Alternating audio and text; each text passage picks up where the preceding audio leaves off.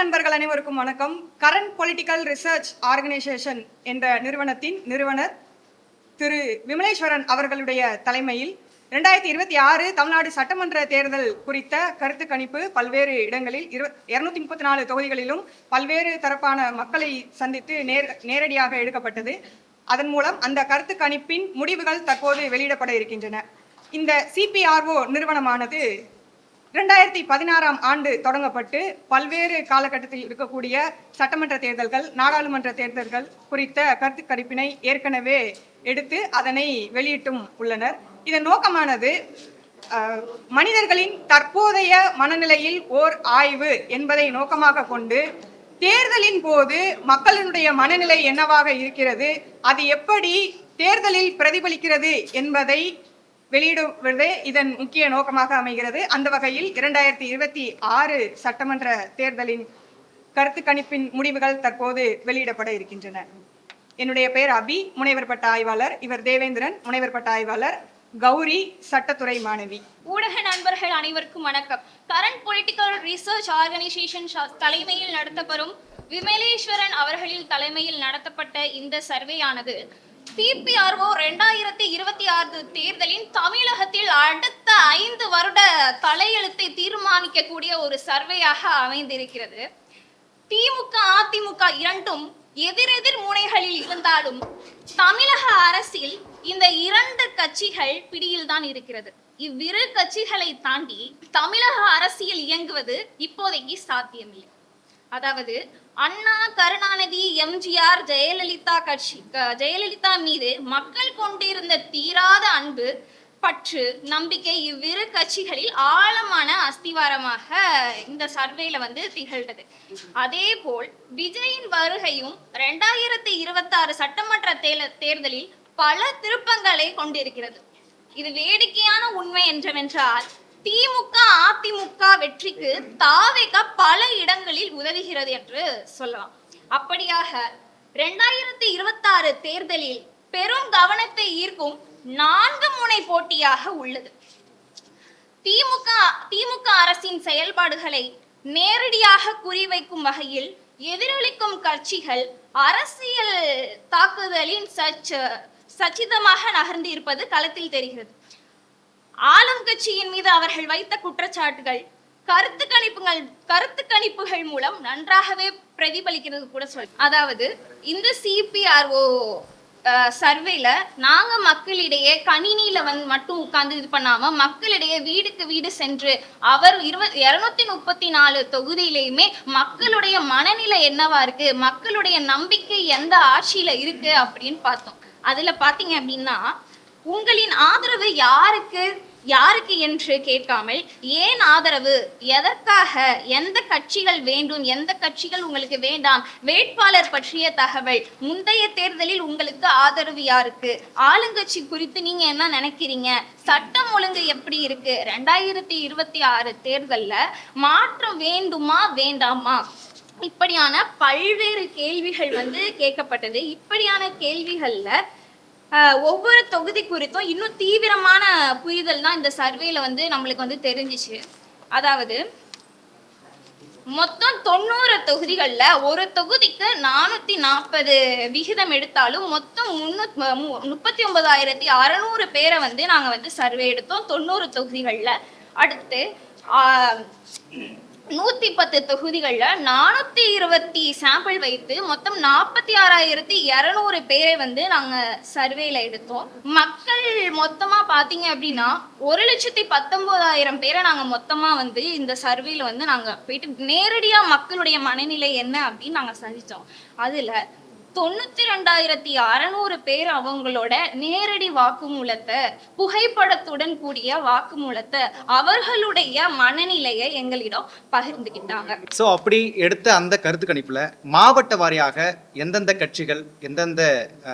கட்சிகளுக்கு மக்கள் ஆதரவு தெரிவிக்கிறாங்கன்னு பார்க்கும்போது திருவள்ளூர்ல பார்த்தீங்கன்னா கும்மிடிப்பூண்டி திமுக முதன்மைப்படுத்த பிடிக்கிறது.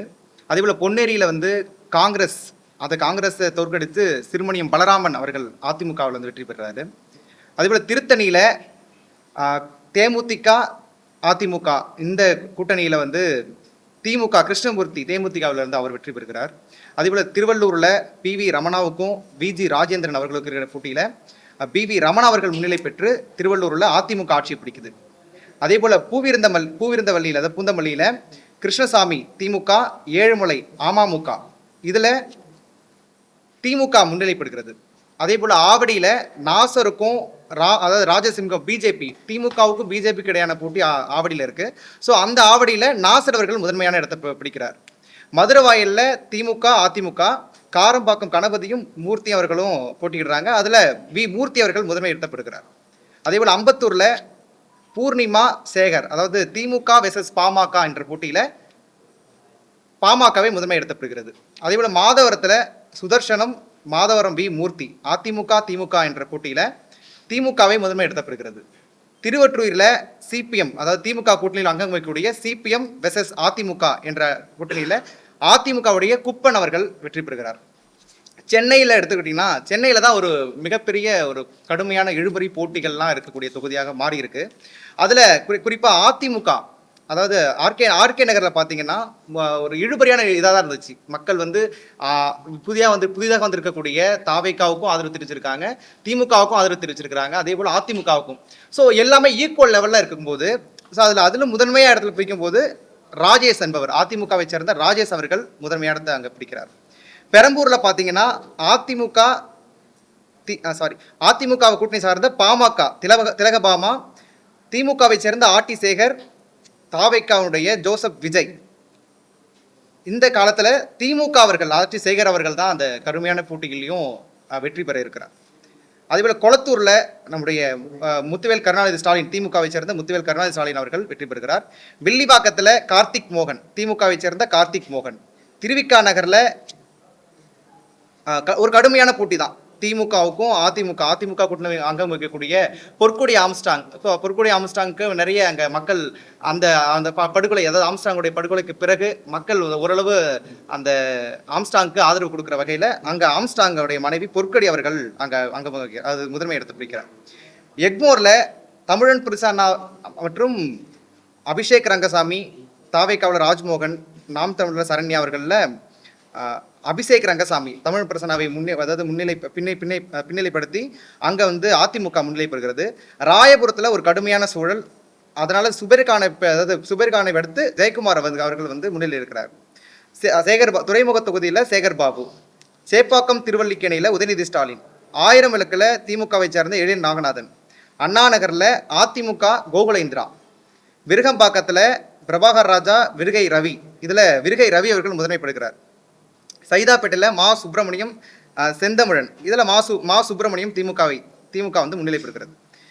தியாகராயர் நகரில் ராஜா அன்பழகன், சத்யநாராயணன், இதில் அதிமுகவை சேர்ந்த நகர் சத்யா அவர்கள் வந்து முதன்மை இடம்பிடிக்கிறார். மயிலாப்பூரில் பாஜக திமுக அதாவது மயிலை வேலு அவர்களுக்கும் தமிழிசை சவுந்தரராஜனுக்கும் இடையே போட்டியில் மயிலை வேலு திமுக அவர்கள் முன்னிலைப்படுகிறார்கள். வேளச்சேரியில் இந்த அளவு கடுமையான சூழல், ஏற்கனவே அசன் மௌலானா சிட்டிங் MLA இருக்கிறாரு, இருந்தாலும் அந்த இடத்த அசோக் என்பவர் வேளச்சேரியில் வந்து பிடிக்கிறார், அதாவது அதிமுகவை சேர்ந்த அசோக். ஆலந்தூர்ல திமுகவை சேர்ந்த அன்பரசன், ஸ்ரீபெரும்புத்தூர்ல செல்வ பிறந்தகை. இதுல கொஞ்சம் கடினமான சூழலாக தான் இருக்கு. என்ன காரணம் அப்படின்னா உட்கட்சி பூசல் நிறைய அங்க அவங்க உட்கட்சியிலே அவருக்கு எதிரான பல கருத்துகள், பல விஷயங்கள் வந்து இப்போ நிறைய இந்த தேர்தல் கூட்டணி தொகுதி பங்கீடுல நிறைய விஷயங்கள் பார்த்தோம். ஸோ அதனால வந்து இப்போ சீட்டு பங்கீடுல கூட அதாவது பணத்தை கொடுக்குறான், அதாவது ஜோதி மன்னர்கள் கடுமையான குற்றச்சாட்டுலாம் வச்சாங்க. ஸோ அதனால வந்து உட்கட்சி பூசல்னாலவே அங்கே காங்கிரஸ் வந்து செல்வ பிறந்தையில் இந்த முறை செல்வ பிறந்தைக்கு டவுட் தான் அப்படிங்கிற இடத்தை தாண்டி பழனி அவர்கள் அங்கே அதிமுகவை சேர்ந்த பழனி அவர்கள் முதன்மை இடத்தை பிடிக்கிறார். இப்போ கொங்கு மண்டலத்தில் எத்தனை சதவீதம் மக்களுக்கு ஆதரவு, அதாவது எத்தனை சதவீதம் மக்கள் ஆதரவு தருவான்னு பார்க்கும்போது அதிமுகவுக்கு 49%, திமுகவுக்கு 27%, நாம் தமிழர் கட்சிக்கு 3%, தாவேக்காவுக்கு 14%. டெல்டா மாவட்டத்தில் எத்தனை சதவீதம் மக்கள் ஆதரவு தெரிவிக்கிறான்னு பார்க்கும்போது அதிமுகவுக்கு 38%, திமுகவுக்கு 39%, நாம் தமிழர் கட்சிக்கு 6%, தாவேக்காவுக்கு 11%. சென்னை மண்டலத்தில் அதிமுகவுக்கு 30%, திமுகவுக்கு 36%, நாம் தமிழர் கட்சிக்கு 5%, தாவேக்காவுக்கு 26%. தாவேக்காவுக்கு. மத்திய தெற்கு மண்டலத்தில் அதிமுகவுக்கு 35%, திமுகவுக்கு 33%, நாம் தமிழர் கட்சிக்கு 3%, தாவேக்காவுக்கு 12%.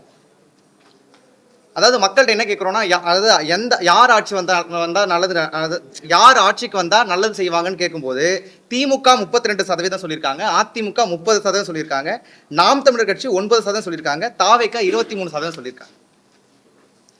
பிரச்சாரத்துல இப்ப யார் கலக்கக்கூடிய தலைவராக இருக்கிறாங்க அப்படின்னு மக்கள்கிட்ட கேட்கும்போது இபிஎஸ் 32%, ஸ்டாலின் 27%, சீமான் 16%, விஜய் 12%. சிறந்த எதிர்க்கட்சி தலைவர் யாருன்னு சொல்லும்போது இபிஎஸ் 46% மக்கள் சொல்லியிருக்காங்க. சிறந்த தேர்தல் அறிக்கை என்ன மக்கள்கிட்ட போய் ரீச் ஆயிருக்காங்க அப்படி கேட்கும்போது திமுகவது 35% சொல்லியிருக்காங்க, அதிமுகவது 33% சொல்லியிருக்காங்க, நாம் தமிழர் கட்சி 12% சொல்லியிருக்காங்க, தாவேகா 16% சொல்லியிருக்காங்க. யார் கொடுத்த வாக்கை காப்பாற்றுவாங்க அப்படின்னு கேட்கும்போது ஸ்டாலின் 29% சொல்லியிருக்காங்க, இபிஎஸ் 27% சொல்லியிருக்காங்க, சீமான் 6% சொல்லியிருக்காங்க, விஜய் 23%. திமுக ஆட்சியை மாற்றணுமா அப்படிங்கிற ஒரு கேள்வியை முன் வச்சோம். அப்போ ஆமா அப்படின்னு சொல்லி 32%, இல்லை அப்படிங்கிறத 45% சொல்லியிருக்காங்க. புதிய கட்சிகளால் சிறந்த நிர்வாகத்தை பண்ண முடியுமா அப்படின்னு கேட்கும்போது மக்கள் என்ன சொல்றாங்கன்னா முடியும் அப்படின்னு 34% சொல்லியிருக்காங்க, இல்லை அப்படின்னு 26% சொல்லியிருக்காங்க. சட்டம் ஒழுங்கு யார் ஆட்சிக்கு வந்தால் சரியாகும் அப்படின்னு ஒரு கேள்வியை முன்வைக்கும் போது ஸ்டாலின் 27%, இபிஎஸ் 29%, விஜய் 26% சொல்லியிருக்காங்க. திமுகவை நேருக்கு நேராக எதிர்க்கக்கூடிய சிறந்த தலைவர் யார் அப்படின்னு முன்வைக்கும் போது இபிஎஸ் 37%, விஜய் 32%, நாம் தமிழர் கட்சி 18%. திமுக மீண்டும் ஏன் ஆட்சிக்கு வரக்கூடாதுன்னு நினைக்கிறீங்க அப்படின்னு சொல்லும்போது நிறைய காரணங்கள் முன்வைக்கிறாங்க. மக்கள் சொல்றது வாரிசு அரசியல் திமுக நிறைய இருக்கு, ரொம்ப அதிகமாகவே இருக்கு அப்படின்னு சொல்றாங்க. சட்ட ஒழுங்கு சரியில்லை அப்படிங்கிற சொல்றாங்க. பெண்களுக்கு பாதுகாப்பு இல்லை, இந்த ஆட்சியில கொஞ்சம் ரொம்ப அதிகமாகவே இருக்கு அப்படிங்கிற மாதிரி சொல்லியிருக்காங்க. ஸ்டாலின் எடப்பாடி யார் ஒரு சிறந்த அட்மினிஸ்ட்ரேஷன், அதாவது சிறந்த நிர்வாகின்னு கேட்கும்போது ஸ்டாலின் 33%, இபிஎஸ் 31%. கொடுத்த வாக்கை காப்பாற்றக்கூடிய தலைவர் யாருன்னு சொல்லும்போது இபிஎஸ் 31%, ஸ்டாலின் 27%. ஏன் அப்படி சொல்றாங்கன்னு கேட்கும்போது அதாவது அதிமுக, அதாவது போன தேர்தலில் எலெக்ஷன் வர்றதுக்கு முன்னாடி என்ன சொல்றாருன்னா நாங்கள் ஆட்சிக்கு வந்தா ஊழல் செய்யக்கூடிய அந்த அதிமுக அமைச்சர்கள் மீது நடவடிக்கை எடுப்பேன்னு சொன்னாங்க. ஆனா இது வரைக்கும் எந்த நடவடிக்கையும் அதிமுக மேல எடுக்கல. ஆகவே எங்களுக்கு திமுக மேல அதிருப்தி இருக்கு, 2 பேரும் ஒன்னா தான் இருப்பாங்க அப்படிங்கிற மாதிரியான மக்கள் மைண்ட் செட்ல சொல்றாங்க. திமுகவை எந்த கட்சி வீழ்த்தும் அப்படின்னு கேட்கும்போது அதிமுக 26% சொல்லியிருக்காங்க, தாவேகா 29% சொல்லியிருக்காங்க. இப்போ அந்த அறிக்கையில கொடுக்கும்போது 8000 டோக்கன் 10,000 ரூபாய் அந்த மகளிர் தொகைன்னு சொல்லும்போது 8000 டோக்கனே எங்களுக்கு போதும், அதுவே சிறந்தது தான் அப்படின்னு சொல்லி 28% பீப்புள் சொல்லியிருக்காங்க, மக்கள் சொல்லியிருக்காங்க. 10,000 இபிஎஸ் கொடுக்கக்கூடிய 10,000 நல்ல திட்டம் தான் அப்படின்னு சொல்லி அந்த திட்டத்தை 27% ஆதரிச்சிருக்காங்க. எந்த தலைவர் ஆட்சிக்கு வந்தா தமிழ்நாடு வளர்ச்சி அடையும் என்ற கேள்விக்கு இபிஎஸ் 30% சொல்லியிருக்காங்க, ஸ்டாலின் 28% சொல்லியிருக்காங்க, விஜய் 21%, சீமான் 9%. இப்படி பல்வேறு கேள்விகளை தான் முன் வச்சதுல நமக்கு இந்த மாதிரியான கணக்கெடுகள் வந்திருக்காங்க. இப்போ நம்முடைய அந்த மாவட்ட வாரியாக நம்ம எடுத்த அந்த தொகுதியில திமுக கூட்டணி 109 இடங்களையும், அதிமுக கூட்டணி 121 இடங்களையும் பெறுகிறது. தாவேகா 4% பெறுகிறது. இதுல சிட்டிங் அமைச்சராக இருக்கக்கூடிய திருமயம் ரகுபதிக்கு அங்க கடுமையான போட்டி நிலவுவதால் அங்க வைரமுத்து அவர்கள், அங்க அதிமுகவை சேர்ந்த வைரமுத்து அவர்கள் முன்னிலை பெறுகிறார். அதே போல கீழ்பெண்ணாத்தூர்ல பிச்சாண்டி அவர்கள், இப்ப இருக்கக்கூடிய துணை சபாநாயகர் பிச்சாண்டி அவர்கள் அந்த இடத்தை ரீப்ளேஸ் பண்ணி ராமச்சந்திரன் அதிமுக அவர்கள் முன்னேறுகிறார். ஏன்னா அங்க மக்கள் சரியா சந்திக்கல, அங்க மக்களோட தொடர்பு அவர் கம்மியா இருக்கு அப்படிங்கிற காரணத்துக்காக அங்க அவருக்கு ஆதரவு குறைவா சொல்லியிருக்காங்க. ஸோ அது மட்டும் இல்லாம இப்ப காங்கேயம் எடுத்துக்கிட்டீங்கன்னா, காங்கேயம் இப்ப சிட்டிங் அமைச்சர் கூட சாமிநாதன், ஸோ அவருக்கு அங்க மக்கள் அதிருப்தியில் இருக்காங்க. ஸோ அங்க கிடைக்கிறதுங்கிறது டவுட் தான், அங்க ஒரு இழுபறியானது இருக்கு. காரைக்குடியிலுமே 4 முனை போட்டியா தான் இருக்கு. ஏன்னா காங்கிரஸ்ல மாங்குடி அவர் சிட்டிங் எம்எல்ஏ, அதுக்கப்புறம் பாத்தீங்கன்னா அமமுகல தேர்போகி பாண்டி அப்படின்றவரு. இதுல சீமான் பார்த்தோன்னா சீமான் வின் பண்ண ஆசை தான், ஆனா களம் நம்மளுக்கு அப்படி அமையல. களம் யாருக்கு சாதகமா இருக்கு அப்படின்னா தாவேகா பிரபு அவர்களுக்கு சாதகமா தான் அந்த களம் அமையுது காரைக்குடி பொறுத்தவரை. அடுத்த ராதாபுரம் பார்த்தோம் அப்படின்னா ராதாபுரம் அப்பாவு சபாநாயகரோட செயல்பாடு எவ்வளவு நன்றா இருந்தா கூட அவங்களோட பையன் அலெக்ஸ் மேல இருக்க அதிருப்தி கூட அவங்களால இது பண்ண முடியாதுன்னு சொல்லலாம். அதே போல் கருணாஸுக்கு இன்னைக்கு சிவகங்கையில் வந்து கருணாஸுக்கும் வாய்ப்புகள் அங்கே ரொம்ப கம்மி தான். ஸோ ஏன்னா திருவாடனை தொகுதியில் ஏற்கனவே அவர் நிறைய குற்றச்சாட்டுகளும் நிறைய மக்கள் அதிருப்தி இருக்கிறதுனால அங்கே வந்து அவருக்கு ஆதரவுங்கிறது அல்லது ஜெயிப்பாருங்கிறதுலாம் ரொம்ப கேள்விக்குறியான விஷயம்தான். தஞ்சாவூர் ஒரத்தநாடு தொகுதிகளில் பார்த்தீங்க அப்படின்னா அதிகமாக வந்து அதிமுக தான் வந்து இதுவரை வென்றுட்டு வந்துச்சு. அதாவது வைத்திலிங்கம் அவர்கள் கடந்த ரொம்ப ஆண்டுகளாக அதிமுகவில் தான் இருந்தார். ஸோ வைத்திலிங்கம் அப்புறம் எதிர்கட்சி தலைவர் மாவனா சேகர் 2 பேரும் ஒரே சமூகம்னால இப்போ ஓட்டு வந்து 2 பேருக்கும் மாறுறதுக்கான வாய்ப்பு வந்து நிறைய இருக்கு. இப்போ வைத்திலிங்கம் அதிமுகல இருந்து திமுகக்கு மாறினதுனால மாவனா சேகர் அவர்களுக்கு ஓட்டு பிரிஞ்சு ஓட்டு போய் அவர் வின் பண்ணக்கூடிய வாய்ப்பு வந்து ஒரத்தநாடு தொகுதியில அதிகமா இருக்கு அப்படின்னு சொல்லுவாங்க. அதே போல இப்போ கூட்டணி கட்சிகள் அதிமுக திமுகவில் எத்தனை சதவீதங்கள் பெறுகிறது, அதாவது எத்தனை ஓட்டுகள் அதாவது எத்தனை தொகுதிகள் வின் பண்ணுதுன்னு பார்க்கும்போது அதிமுக கூட்டணியில் தமிழ்நாடு மக்கள் முன்னேற்ற கழகம் ஜான் பாண்டியன் அவங்களுடைய மனைவி பிரசிலா பாண்டியன் அவர்கள் ஒரு தொகுதி பெற்று அவங்க ஒரு தொகுதி, பாமக 10 தொகுதியில் இந்த முறை 18 தொகுதியில் 10 தொகுதியில் அவங்க வின் பண்ணுறாங்க.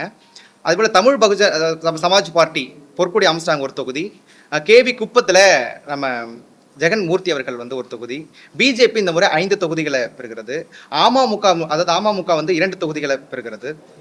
அதேபோல் திமுக கூட்டணியில் சிபிஐ இந்த முறை 2 தொகுதிகள், பிசிக 2 தொகுதிகள், காங்கிரஸ் 6 தொகுதிகள், மதிமுக 1 தொகுதிகள், சிபிஎம் 1 தொகுதிகள், தேமுதிக 1 தொகுதி 2 தொகுதிகள், தமிழ் அன்சாரி அதாவது மக்கள் ஜனநாயக கட்சி சிதம்பரம் தொகுதியில் மக்கள் ஜனநாயக கட்சி தமிழ் அன்சாரி 1 தொகுதிகள் பெறுகிறார். மார்ச் 13 இருந்து ஏப்ரல் 13 வரைக்கும் தொடர்ந்து 30 நாட்கள் 75 இளைஞர்கள் போய் மாணவர்கள்லாம் போய் சேர்ந்து களத்தில் ஒவ்வொரு இடத்துக்கும் பண்ணியிருக்காங்க. அது எப்படின்னா இப்போ 440 சாம்பிள்ஸை கிட்டத்தட்ட 90 தொகுதிகளில் கலெக்ட் பண்ணியிருக்காங்க. அதே போல் 420 சாம்பிள்ஸை வந்து 110 தொகுதிகளில் கலெக்ட் பண்ணியிருக்காங்க. அதே போல் வந்து 200 சாம்பிள்ஸை 34 தொகுதிகள், அதாவது இப்போ சாம்பிள்ஸ் 90 தொகுதிகளில் 39,600 பேரும் 39,600 பேரும், 110 தொகுதிகளில் 46,200 பேரும், 34 தொகுதிகளில் 6,800 பேர், மொத்தம் 92,600 சாம்பிள்ஸ் நம்ம வந்து எடுத்திருக்கோம். ஏன்னா இப்போ நாங்கள் எடுத்தது வந்து 1,19,000 பேர் எடுத்தோம். ஆனால் அவங்க வந்து அவங்களுடைய ஒப்பீனியனை நேரடியாக சொல்றதுக்கு நிறைய கூச்சப்படுறாங்க. இந்த 1,19,000 பேர் 92,000 பேர் கொடுத்துருக்காங்க. ஆமா, இப்போ வந்து 92,600ங்கிறது வந்து மக்கள் வந்து சொன்னது. ஆனால் நான் கலெக்ட் பண்ணது பார்த்தீங்கன்னா 1,19,000 பேர் கேட்டிருக்கோம். 420 சாம்பிள்ஸ் எடுத்தோங்களா, அந்த 420ல் 60 இளைஞர்கள் ஃபர்ஸ்ட் டைம் ஓட்டர்ஸாக இருக்கு. ஒரு தொகுதியிலும் வேற ஆகும், ஒரு 60 50 அப்படின்னு சொல்லி.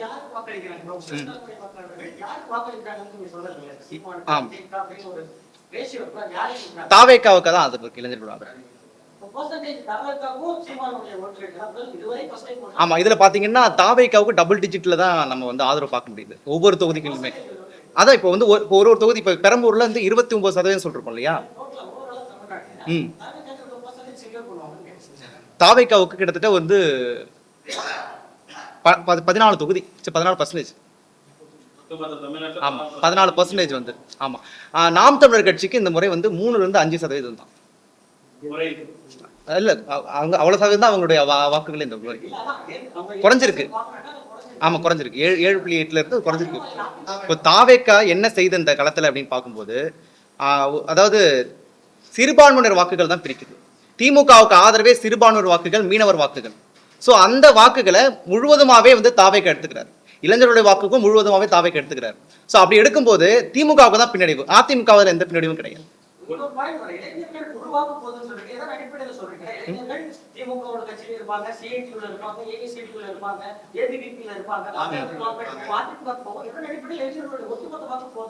ஏன்னா இன்னைக்கு இளைஞர்கள் வந்து இப்ப திமுகவும் பாக்குறாங்க, அதிமுகவும் பாக்குறாங்க, ஒரு புதிய மாற்றம் தான் எதிர்பார்க்கறாங்க இளைஞர்களோட. அத 14% இளைஞர்கள் சொல்றேன்.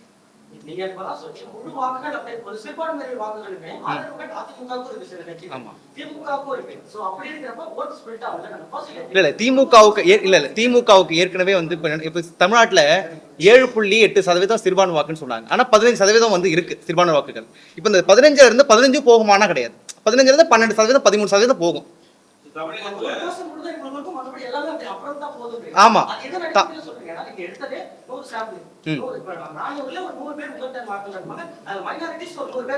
சோ எல்லாத்தையும் கேட்க முடியும். இப்போ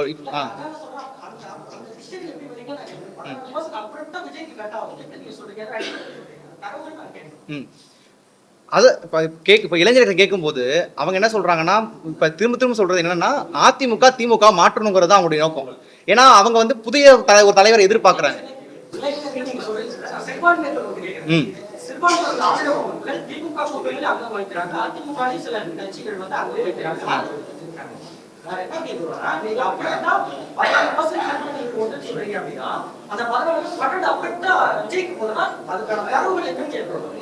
அதுக்கான தரவு தான் சொல்றேன். இப்போ வந்து அதிமுகவோட ஓட் பேங்க், இப்போ அதிமுகவுக்கு எந்த அளவுக்கு சிறுபான்மை வாக்குகள் இருக்கு? இல்ல எவ்வளவு இருக்குன்னு சொல்றீங்க? இல்ல அதான் அப்ப அதிமுகவுக்கு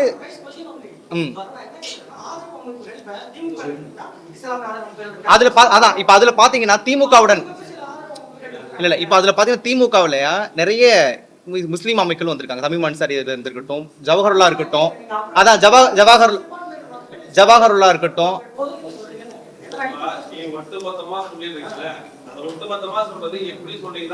அதான் திமுக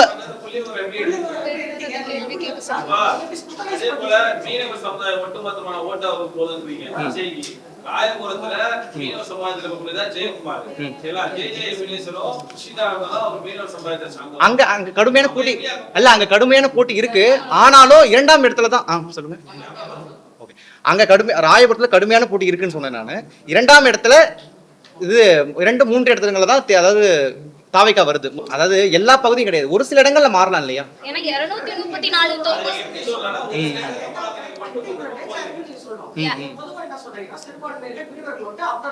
இல்ல 234 தொகுதியுமே பார்க்கும்போது பெயர் வந்து மாற்றம் இதுல ஒன்றும்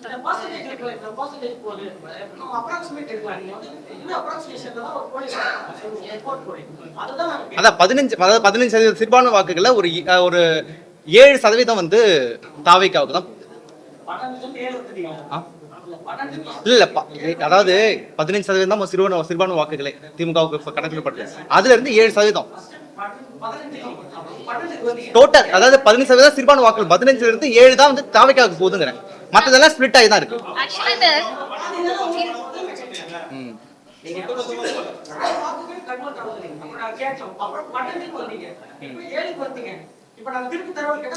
இல்ல அப்படி அது நாங்க வந்து தொகுதி வாரியா எடுத்துருக்கோம். அதனால நீங்க வந்து சதவீதத்தை பத்தி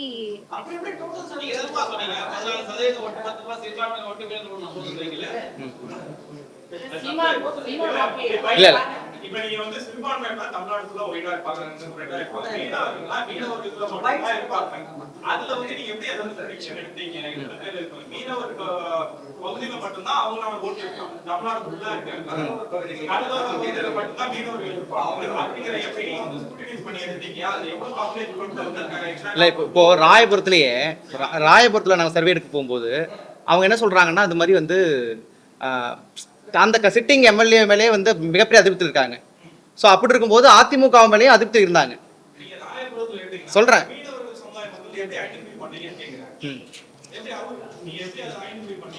மீன் அந்த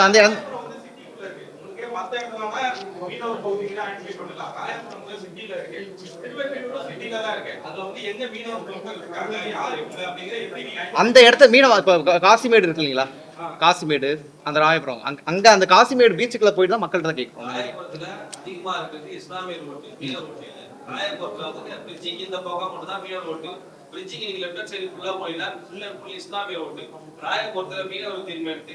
கடைசி போன எலெக்ஷன்ல ஜெயக்குமார் தோல்விக்கு காரணம் முழுக்க இஸ்லாமிய ஓட்டு தான். அதுதான் காரணம். அங்க வந்து மீனவர் ஓட்டு அடிப்படாது, மீனவர் ஓட்டு அவங்கதான் போகணும்.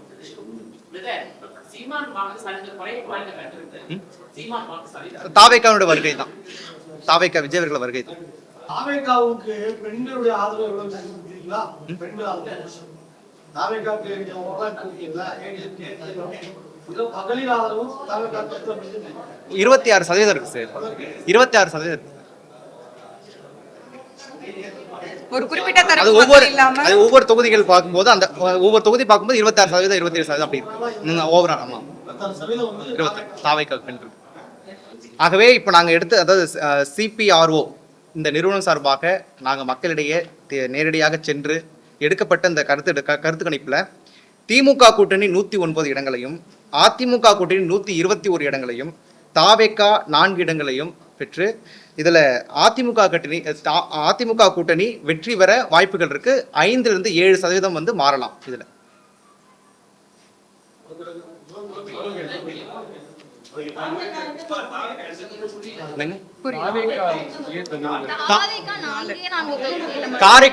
காரைக்குடியில பிரபு ஜெயிக்கிறாரு, திருச்சி கிழக்குல விஜய் ஜெயிக்கிறாரு. அதே போல வந்து கம்பம்ல ஜெகநாத் மிஸ்ரா அவர்கள் அங்க அங்க கோபிச்செட்டிப்பாளையத்துல எப்பவும் போலவே இந்த முறையும் இவர் செங்கோட்டையன் அவர்கள் ஜெயிக்கிறார். திருச்சி கிழக்குல வாய்ப்பு இருக்கு, பெரம்பூர்ல இல்ல.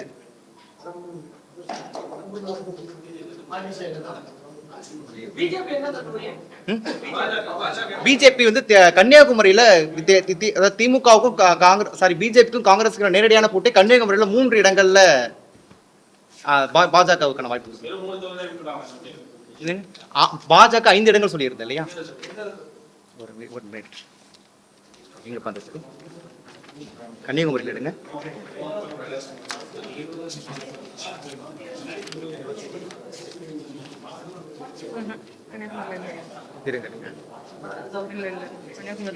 கன்னியாகுமரி பத்மநாபபுரம் இருக்கு இல்லையா? கன்னியாகுமரி பத்மநாபபுரத்துல சிபிஎம்மும் பிஜேபி மோதுது. அதுல வந்து ரமேஷ் அப்படிங்கிறவர் ஜெயிக்கிறார் பிஜேபி பாஜக. அதே போல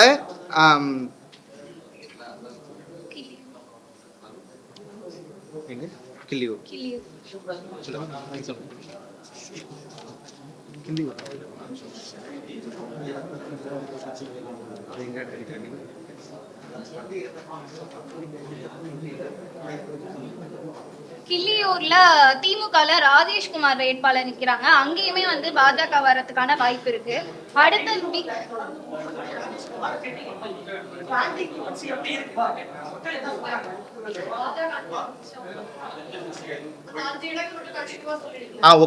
விளவன்கோடுலயுமே வந்து டிடி பிரவீன் அவர்கள் நிக்கிறாங்க. அங்கேயுமே பாஜக தான் வந்து முன்னிலையில இருக்கு.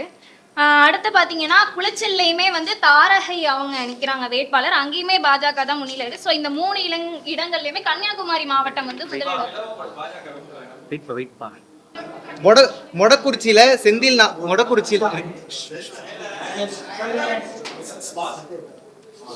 ஈரோடு மாவட்டத்துல மொடக்குறிச்சியில மதிமுகவுக்கும் பாஜகவுக்கும் போட்டி. அதுல வந்து கிருத்திகா சிவகுமார் பாஜக வின் பண்றாங்க. அதே போல கோயம்புத்தூர் வடக்குல செந்தமிழ் செல்வன் திமுக, பாஜக வானதி சீனிவாசன், அங்க வானதி சீனிவாசன் வின் பண்றாங்க. அதே போல இருந்து அதே போல கன்னியாகுமரியில ஆல்ரெடி சொன்ன மாதிரியே செல்லசுவாமி சிபிஎம்முக்கும் பிஜேபி ரமேஷுக்கும் போட்டி. அதுல வந்து ரமேஷ் அவர்கள் வின் பண்றாங்க. அதே போல வாசுதேவநல்லூர்ல அதாவது திமுக ராஜாவுக்கும் ராஜாவுக்கும் ஆனந்த் ஐயாசாமி பாஜகவுக்கும் போட்டி. அதுல வந்து ஆனந்த் ஐயாசாமி பாஜக வெற்றி பெறாரு. 4 தொகுதி வந்திருக்கு இல்லைங்களா? வாசுதேவநல்லூர்ல ராஜா திமுக ராஜாவுக்கும் பாஜக ஆனந்த் ஐயாசாமிக்கும் போட்டி. ஸோ அதுல வந்து ஆனந்த் ஐயாசாமி பாஜக வெற்றி பெறாரு. நான் இந்த குழுவுடைய ஒருங்கிணைப்பாளர். மொத்தம் 234 தொகுதியில நான் இந்த குழுவினுடைய ஒருங்கிணைப்பாளராக இருந்தேன். நான் தான் அந்த 75 மாணவர்களை வந்து வழி நடத்தினேன். 234 தொகுதியில் 13 தொகுதி வந்து நான் களத்திலேயே போய் வந்து எடுத்தேன். நீங்க சொல்ற மாதிரி வந்து ஏன் வந்து 200 ஒரு இடத்துல 420 அப்படின்னு இது பண்ணீங்க. நாங்க 200 எடுத்த இடங்கள் எல்லாமே ஸ்டார் தொகுதியா இருந்தது. இப்போ கொளத்தூர்ல போயிட்டு வந்து 400 எடுக்க வேண்டிய தேவை எங்களுக்கு தேவைப்படலை. ஒரு 200 எடுத்தாலுமே அந்த 200 நாங்க எப்படி எடுத்தோம்னா, ஒரு இடத்துல ஒரு கொளத்தூர்ல ஒரு ஒன்றியத்துல ஆரம்பிக்கிறோம்னா இன்னொரு ஒன்றியத்துல போயிட்டு 4 கேட்டகரியாவே பிரிச்சுக்கிறோம். ஒன்று படிச்சவங்க, வேலைக்கு போறவங்க, எதுவுமே இல்லாத பாமர மக்கள்ல இருந்து பணக்காரர்கள் வரைக்கும் நாங்க இப்படி கேட்டகரியா பிரிக்கிறோம். நீங்க முதல்ல சர்வே எடுத்து பாத்தீங்கன்னா இந்த 460ல ஏஜ் கேட்டகரியாவே நாங்க பிரிக்கிறோம். யூத் மேலு, யூத் ஃபீமேலு. அதுல வந்து முதன்மை ஓட்டாளர்கள் யாருங்க, சமூகம் ரீதியா சில பேர்கிட்ட கேட்க முடிந்தது. சில இடங்கள்ல போகும்போது நீங்க சொன்னா நம்ப மாட்டீங்க. இங்க இது சில அஜெண்டாங்களை நான் சொல்லிடணும்னு நினைக்கிறேன். தாவேக்காக்கு எல்லாருமே இளையோர் ஓட்டுகள் மட்டும் இருக்கிறதா நினைச்சுக்கிட்டு இருக்கோம். நான் உங்களுக்கு வீடியோவும் உங்களுக்கு ஆதாரங்கள் காமிக்கிறேன். 71 வயசு கிழவர் ஒருத்தர் சிவகங்கையில பையூர் பிள்ளை வயல்ன்ற ஒரு கிராமம். அந்த கிராமத்துல 71 வயது மூதாட்டி ஒருத்தர். அவர்கிட்ட போய் பேசும்போது அவருக்கு வந்து விஜய் தெரியுது. எப்படி தெரியுதுன்னு பார்த்தா அவருடைய பேரன்மார்கள் வந்து சொல்லி தாவேக்காவுக்கு தெரியுது. 56 வயது ஒரு மூதாட்டிக்கு வந்து விஜயும் தெரியுது, விஜய் வருவாங்க அப்படின்றாங்க. அப்போ இங்க ஒரு கட்டமைப்பு என்னவா இருக்குன்னா, இளையோர் ஓட்டுகள் மட்டும்தான் தாவேக்காவுக்கு போறதா நினைச்சுக்கிட்டு இருக்காங்க. அது இல்ல அப்படின்றதுக்கான ஆதாரங்கள் நம்ம கிட்ட இருக்கு. 56 வயது ஒரு மூதாட்டியும் 72 வயது ஒரு மூதாட்டியும் இடைப்பட்ட எல்லா சமூகத்து மக்களும் விஜய் ஏற்றுக்கொள்கிற ஒரு தலைவரா அவர் வந்து இருக்காருன்றது மறுக்க முடியாத ஒண்ணு. அப்படி இருந்தாலும் கூட விஜய் 234 தொகுதியிலையும் நாங்க விழுப்புரம் போய் கேட்கும் போது, நான் களத்துல போய் ஒரு 13 தொகுதிகள்ல வேட்பாளரை பத்தி கேட்கும்போது வேட்பாளருடைய அறிமுகம் வந்து திமுகவுக்கும் அதிமுகவுக்கும் தெரியுது. ஆனா இதே தாவைக்காவை சார்ந்த வேட்பாளர்கள் யாருன்னு கேட்கும் போது யாருக்குமே வேட்பாளர் தெரியல, விஜயனுடைய முகம் தான் மட்டும்தான் தெரியுது. இது களத்துல ஒண்ணு இருக்கு. ஆனா விஜய்க்கு இளையர் ஓட்டு இல்ல அப்படின்றத நாங்க இது பண்ணிடுறோம். நிறைய இடத்துல நீங்க கேட்டீங்க எப்படி வந்து தாவேக்கா வந்து பிரிக்குது, ஓட்டை பிரிக்குது அப்படின்னு.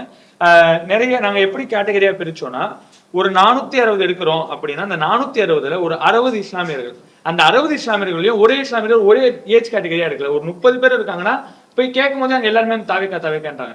ஒரு இடத்துல கேட்கும் போது கிண்டல் பண்ற தொழிலே அவங்க வந்து மறைச்சிக்கிட்டு நாங்க திமுக இல்ல அதிமுக அப்படின்ற சொல்லக்கூடிய ஒரு வகைமையும் பாக்குறோம். அதனால நாங்க ஒதுக்கிட்டு ஒரு 30 பேர் இருந்தாங்கன்னா ஒருத்தர்கிட்ட மட்டும் எடுக்கிறோம்.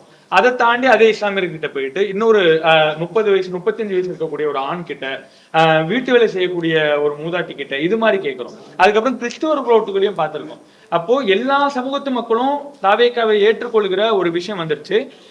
ஒரு பட்டியலின கிராமத்துக்கு போறேன்.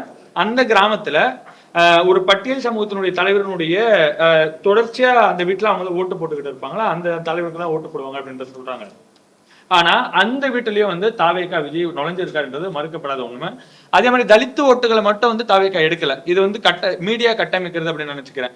தலித் ஓட்டுகள் அல்லாம இடைநிலை சாதியா இருக்கட்டும், இல்ல வந்து உயர் சாதியா இருக்கட்டும், உயர் சாதியை சார்ந்த வகுப்பினரா இருக்கட்டும், இவங்களும் வந்து விஜய் ஏத்துக்கிற விஷயங்கள் இருக்கு. ஒரு ஒரு உயர் சாதியை சார்ந்தவங்க அவங்க பேசின ஒரு வீடியோ இருக்கு. உங்களுக்கு ஆதாரம் வேணும்ன்றவங்க நான் இன்னொரு 2 நாள் வந்து வலைதளத்தில் வெளியிட்டுருவோம். அதை தாண்டி வேணும்னும் போது உங்களுக்கு கொடுக்குறோம். வேற ஏதாச்சும் எங்க கிட்ட அந்த மாற்று கருத்து இருக்காது. அதுதான் எங்க கிட்ட அதுதான் சொல்றேன். எங்க கிட்ட புகைப்படங்களாவே நாங்க வச்சிருக்கோம்.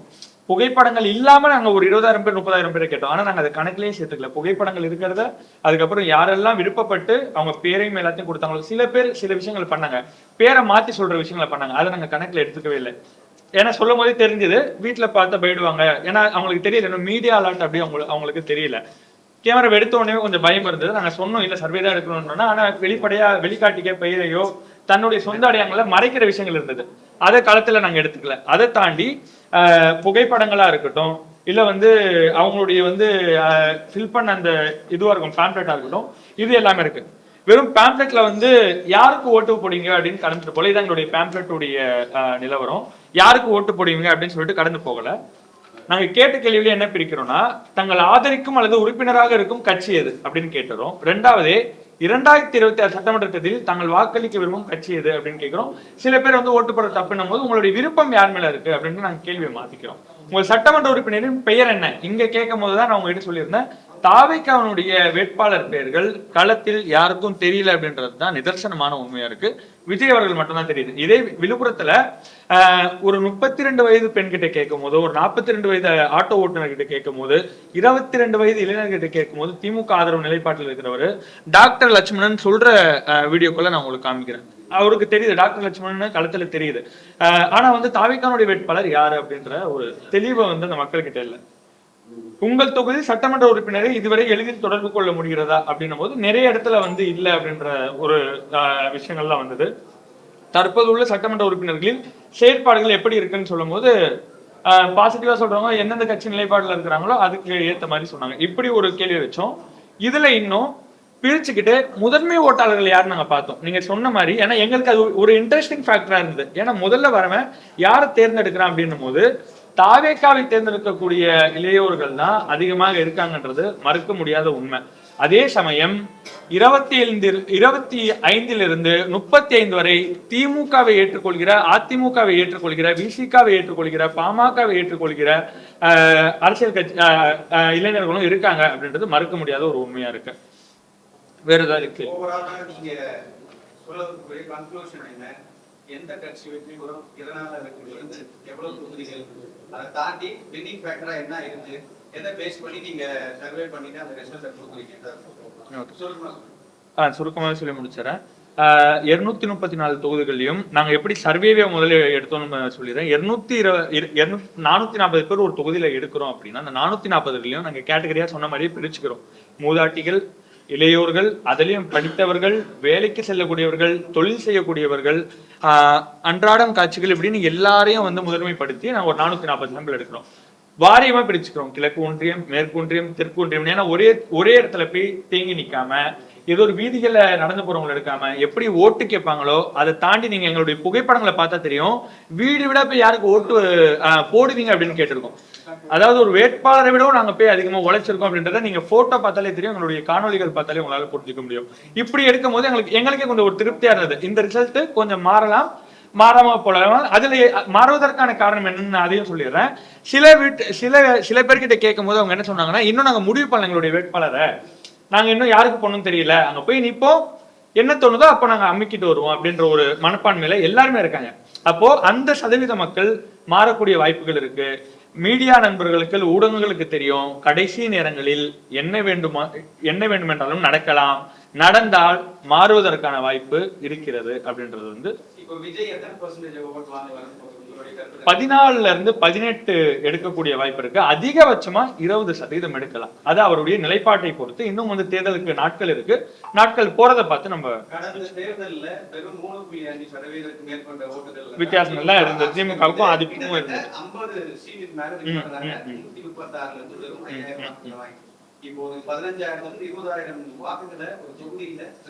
பிரிக்கிறார்.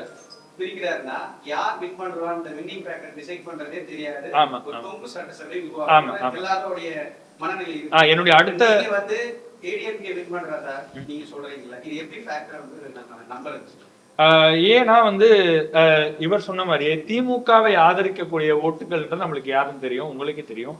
சிறுபான்மையின ஓட்டுகள், தலித் ஓட்டுகள், அதை தாண்டி சில சமுதாய ஓட்டுகள், இளையோர் ஓட்டுகள், இந்துத்துவத்தை, பாசிசத்தை, பாஜகவை, பெரியாரை எதிர்க்கிற இந்த ஓட்டுகள் எல்லாமே வந்து இங்க வந்து கணிசமா வரும்ன்றது உங்களுக்கே தெரியும். இப்போது விஜய் ஆதரவு வெறும் வந்து திராவிடம்னு போகல, தமிழ் தேசியம்னு போகிறாரு, திராவிடம்னு போறாரு, பெரியாரையும் ஏற்றுக்கொள்கிறார், காமராஜையும் ஏற்றுக்கொள்கிறார், அதை தாண்டி நிறைய சமுதாயத்தினுடைய பெரிய மக்களையும் ஏற்றுக்கொள்கிறார் என்னும் போது கணிசமா தாவேக்காக்கு போறத பார்க்க முடியுது. அப்போ எனக்கு இந்துத்துவா வேணாம், எனக்கு பெரியார் வேணான்னு திமுகவை தேர்ந்தெடுக்கிறவங்க, திமுக வேணும்னு எல்லாருமே தேர்ந்தெடுக்கிறது இல்ல, எனக்கு பெரியார் வேணும்னு தேர்ந்தெடுக்கிறவங்க இருக்காங்க. எனக்கு இந்துத்துவம் வேணாம், இந்த மண்ணில் வந்து இந்துத்துவம் வந்துட வேண்டாம், இந்த மண்ணில் வந்து பாசிசம் வந்துட வேண்டாம், இந்த இதுல சாதிய ரீதியான ஒடுக்குமுறை வேணும்னு தேர்ந்தெடுக்கிறவங்க இருக்காங்க.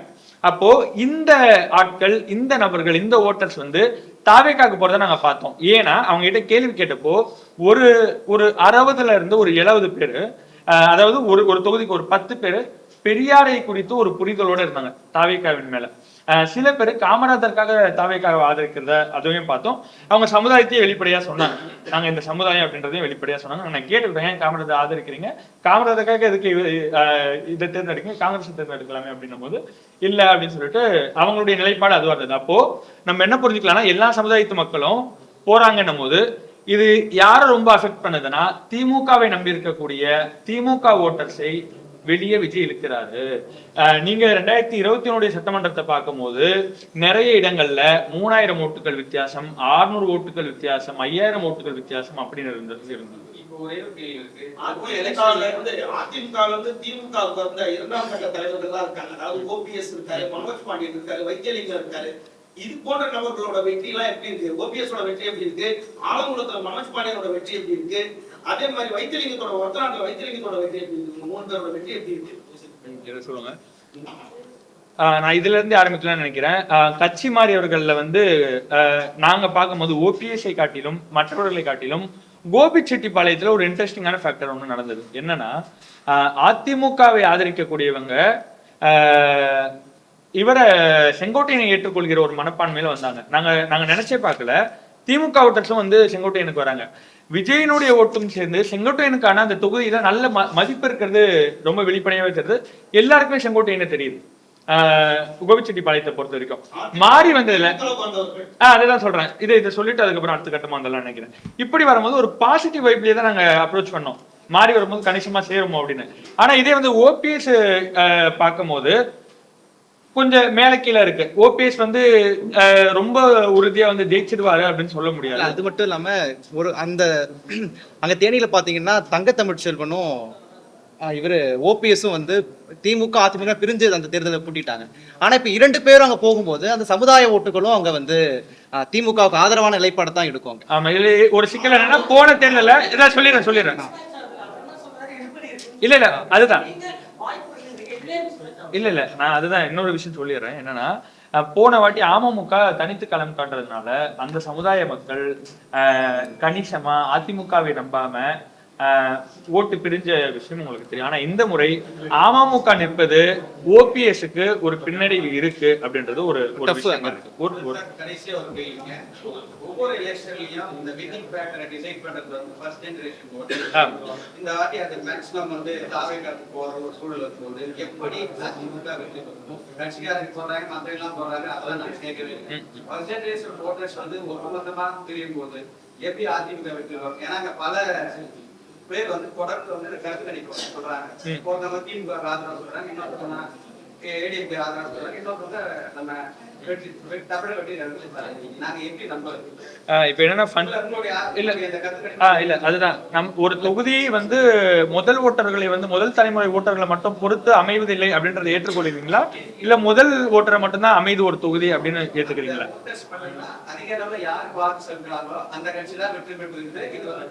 இல்ல அதுதான் இப்போ இந்த வாக்காளர்கள்ல பாத்தீங்கன்னா 40 அதாவது 30ல இருந்து 50 40 வயதுக்குள்ள 45 வயதுக்குள்ள இருக்க தாராளமா எடுத்துக்கலாம். வாய்ப்பு அதுதான் இல்ல அதான் சொல்றேன். இப்ப என்னன்னா தொங்கு சட்டை சபை அமைவதற்கான வாய்ப்பு இருக்கு, களம் மாறுவதற்கான வாய்ப்புகளும் இருக்கு. அது விஜயனுடைய நிலைப்பாட்டை பொறுத்து. இங்க நாங்க சில தொகுதிகள் போடும் போதும் நாங்க என்ன பண்ணோம்னா சதவீத கணக்குல போட வேணாம்னு சில இடங்களை நாங்க குறிப்பிட்டே இருக்கோம். அங்க அதிமுக வெற்றின்னு இருந்தாலும் கூட களம் மாறக்கூடிய வாய்ப்புகள் நிறைய இருக்கு. இப்போ சொன்ன மாதிரி சில இடங்கள்ல நிறைய இடங்கள்ல 4 முனை போட்டியை நீங்க பார்க்கலாம். இது வந்து சிவகங்கையில காரைக்குடியில பொறுத்த வரைக்கும் நீங்க 4 முனை போட்டி, ஆர்கே நகர் சென்னையை பொறுத்த வரைக்கும் ஆர்கே நகர்ல 4 முனை போட்டி. உங்களால இது வரைக்கும் உறுதியா சொல்ல முடியாது எந்த வீட்டுல வரும்னு. இவருக்கா இருக்கட்டும், நம்மளுடைய ஜே எபினேஸ்வரா சிட்டிங் எம்எல்ஏவா இருக்கட்டும், இல்ல வந்து இவரா இருக்கட்டும் தாவேக்காவுடைய வேட்பாளராக இருக்கட்டும், அதை தாண்டி வந்து அதிமுகவுடைய ராஜேஷா இருக்கட்டும், இவங்க எல்லாருக்குமே கணிசமான ஒரு பர்சன்டேஜ் இருக்கிறத நம்ம அங்க பார்க்க முடியுது. அப்படின்னும் போது நிறைய இடங்கள்ல நாங்க அதிமுகன்னு சொல்லியிருந்தாலும் கூட நாங்க சதவீதம் கொடுத்துருக்கோம். அதிமுக ஜெயிப்பது உறுதி அப்படி இருந்தாலும் கூட கடைசி நேரங்களில் களம் மாறுவதற்கான வாய்ப்பு இருக்கு. அந்த இடங்களில் 3000 500 அதே நாங்க மென்ஷன் பண்ணியிருக்கோம், நீங்க இது பண்ணா தெரியும். 500 ஓட்டு வித்தியாசம், 1000 ஓட்டு வித்தியாசம், 2000 ஓட்டு வித்தியாசம்னு இருக்கு. அந்த இடங்கள் அதிமுக அப்படின்னு சொல்லியிருக்கோம். இது மாறுவதற்கான வாய்ப்பு இருக்கு. நாம் தமிழர் வந்து கடந்த தேர்தலுக்கும் இந்த தேர்தலுக்கும் அவங்களோட வாக்கோட மொத்த சதவீதம் எப்படி இருக்கும்? நாம் தமிழர் வந்து வளர்ச்சியை நோக்கி போகுமா, அல்லது யாராவது ஒருத்தர் வேட்பாளர் அதுல ஜெயிக்கிறதுக்கு வாய்ப்பு இருக்கா? சீமான் காரக்குடியில ஜெயிப்பாரா? போன வாட்டி ஒரு 36 லட்சம் ஓட்டுகள் வாங்கியிருந்தாங்கன்னு நினைக்கிறேன். தோராயமா சரியா தெரியலாம 7.8% வாங்கியிருந்தாங்கன்னு நினைக்கிறேன். எல்லாருமே பயந்த மாதிரி எல்லா கட்சிகள இருந்தும் தாவேக்காக்கு போவதை மாதிரி நாங்க விழுப்புரம்ல ஒரு தொகுதி போனோம். அந்த தொகுதியில போகும்போது ஒரு 15ல இருந்து ஒரு 17 இளைஞர்கள் இருந்தாங்க. அந்த இளைஞர்கள் எல்லாருமே நாம் தமிழருக்கு போன வாட்டி வாக்கு செலுத்தினவங்க. அது நான் உங்களுக்கு இப்பவே காட்ட முடியும்னு நினைக்கிறேன். ஒரு காமிக்கலாமா?